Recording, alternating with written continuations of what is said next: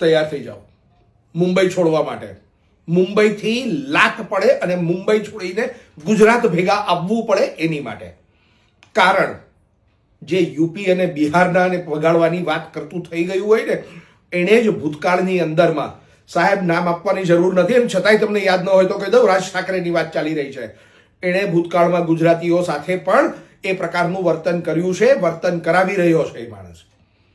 તમારી પણ આ જ હાલત થશે જો આવતીકાલે બીએમસી બોમ્બે મ્યુનિસિપલ કોર્પોરેશનના ઇલેક્શનમાં તમે સક્રિય ભાગ ના લીધો તો. આવતીકાલના દિવસનું તમારું સૌથી પહેલું કામ એક જ હોય, ઘરેથી નીકળી વોટિંગ બૂથ પર જાઓ, વોટ આપો અને આવી પ્રાંતવાદ ફેલાવતી વ્યક્તિઓને પછવાડા પર લાત મારીને કાઢી મૂકો. બહુ જરૂરી છે સાહેબ, બહુ જરૂરી છે.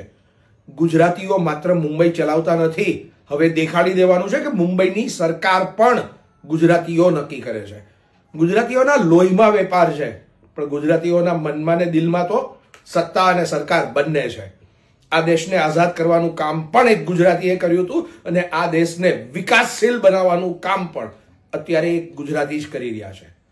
ભૂલ્યા વિના આવતીકાલનું પહેલું કામ માત્ર ને માત્ર એક, વોટિંગ બૂથ પર જાઓ, પ્રાંતવાદ ફેલાવતા લોકોને જાકારો આપો અને ત્યાંથી નીકળીને તમારું દર્શન પ્રક્રિયાઓ પતાવી તમારી નિયમિત નિત્યક્રમમાં આવી જાઓ.